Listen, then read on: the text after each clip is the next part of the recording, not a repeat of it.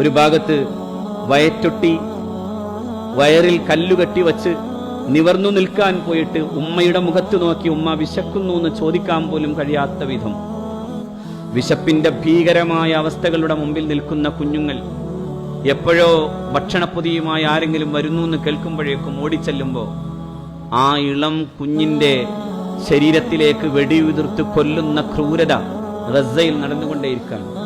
സഹോദരന്മാരെ, അല്ലാഹു റബ്ബുൽ ഇസ്സത്ത് ആ സമൂഹത്തെ രക്ഷപ്പെടുത്തട്ടെ. ജനോസിഡ് എന്ന് ലോകത്തെ എല്ലാ വിഭാഗം ആളുകളും വിളിച്ചുകൊണ്ടേയിരിക്കും.